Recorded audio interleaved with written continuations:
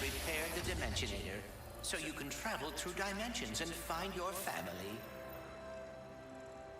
Yo, pal, What? Dr. Nefarious? Ratchet and Clank! What a wonderful surprise! I didn't expect to see you here.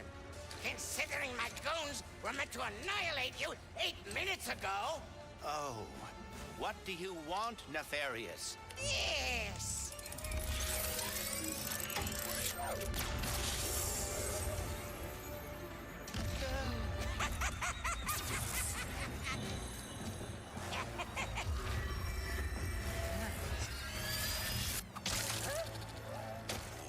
Can't anyone print instruction manuals anymore?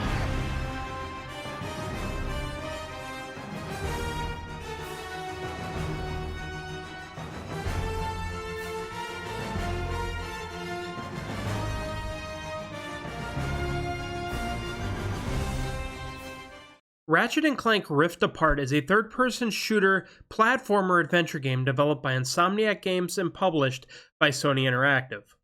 The story begins as Ratchet & Clank are being celebrated as galactic heroes, but during the parade, Clank reveals that he has repaired a gadget called the Dimensionator, which allows them to open a rift to another dimension so that Ratchet can search for the Lombax race and in turn his missing family members. But before anything could be done, Ratchet & Clank's arch-nemesis, Dr. Nefarious, suddenly appears and attacks the parade and attempts to steal the Dimensionator for himself to make it easier for himself to control and run the universe, the world or the universe, or in this case, maybe every dimension. But during the struggle, Ratchet shoots at the Dimensionator, causing dimensional rifts to begin opening randomly, which in turn causes Ratchet, Clank, and Dr. Nefarious to be sent to an alternate universe. At which point, the Dimensionator explodes and unsettles the fabric of space and time, and all three are separated. Clank is then discovered by the other main character of the game, Rivet, who is a female Lombax and this dimension's version of Ratchet. Dr. Nefarious ends up in a throne room where he is mistaken for this dimension's version of himself, Emperor Nefarious, who, unlike Dr. Nefarious, Emperor Nefarious has never been defeated in this dimension. Ratchet, on the other hand, finds himself all alone trying to piece together what happened and find his way back to Clank. In the end, though, Ratchet, Clank, and Rivet must all work together if Ratchet and Clank want to get back to their own dimension and fix the dimensional rifts that have been occurring. And no, the Dimensionator, what have I done? What have you done? Who are you? Someone with a lot of questions. Let's go for a ride. Wait, I have to find my friend.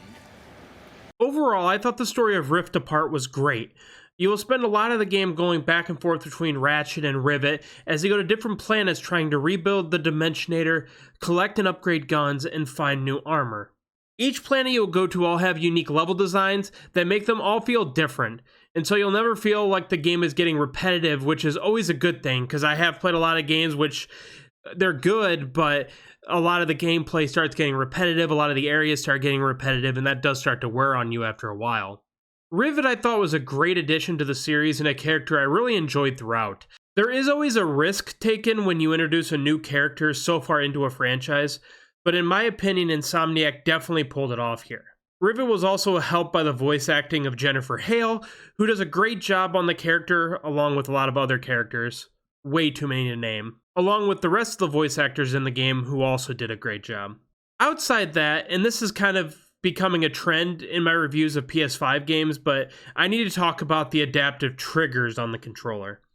This is another game that uses the triggers to the fullest, as you would expect with a PS5 only game. They're going to really want to show off those triggers, but there was a few things in this game that really blew my mind. Just some of the guns you shoot or walking on different terrain. I remember getting a machine gun in the game and pulling the trigger for the first time, and it was just blown away with how reactive it was. It is hard to explain without showing you, so why don't I just show you?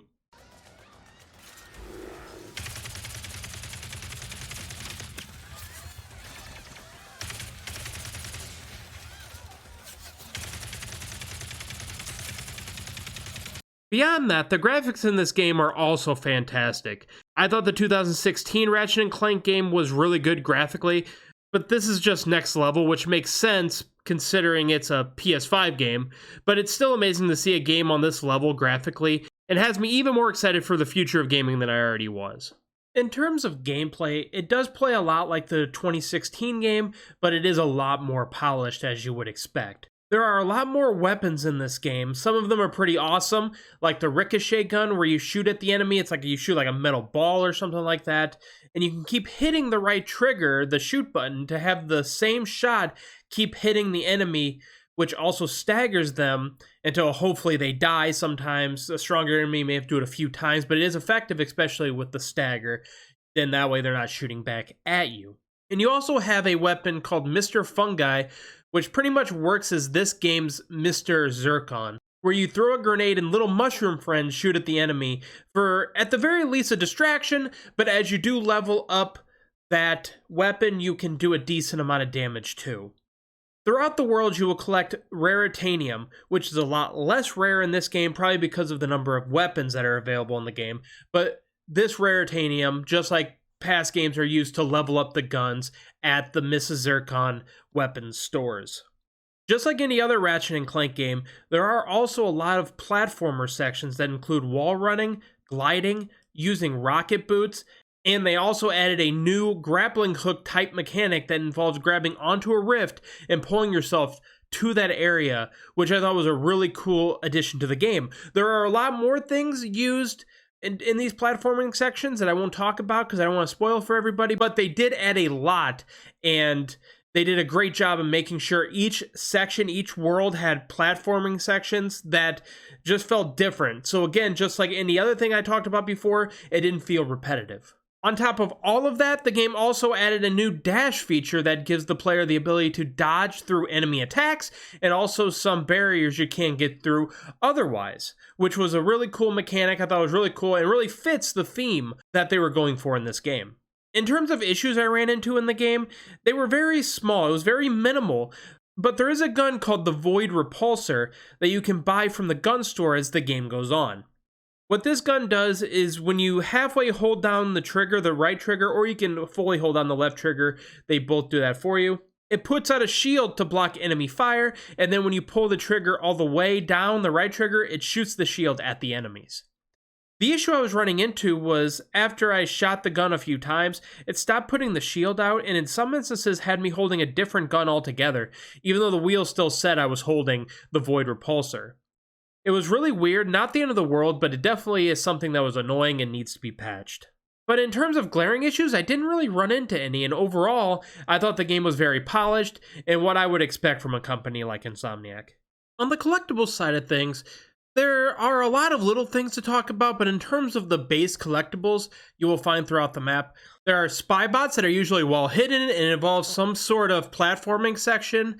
And these give the player background information on the world, basically, is all they really do. But collect all of these and you will get some sort of secret item, and it's worth collecting all of these if you want that. There is also the classic gold bolts that you will find multiple of on each world, and that give the player skins for the wrench, hammer, ship, along with infinite health and ammo if you feel the need to do that. I didn't because I don't like infinite health and ammo because it's not a challenge at that point, but that's beyond the point. But there are a few other things attached to the bolts, but the items I named off are just to name a few.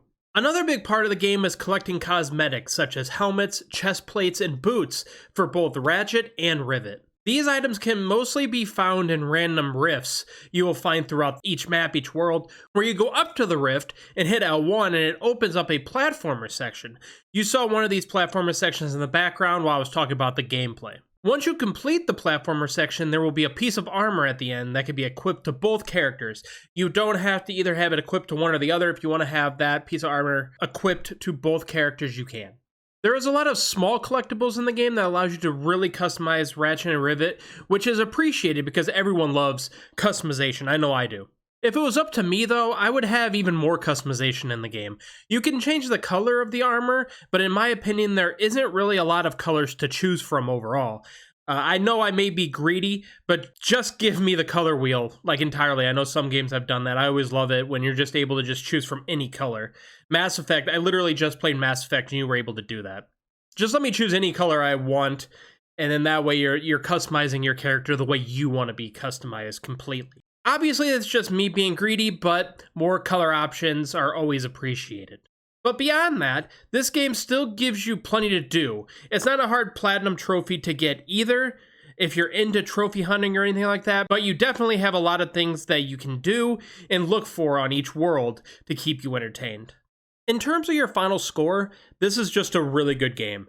Even though it is the 16th game in the franchise, Insomniac keeps finding new things to put into the franchise to keep it fresh, which can't be commended enough, considering a lot of long-running franchises like this run the risk of becoming stale and samey because it's just been around for so long.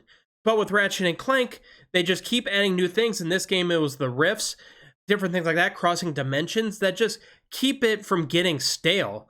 The gameplay in this game was fantastic. I enjoyed every minute of it. All the new weapons were just great. Graphically, the game was at its peak, which makes sense because it was on the PS5.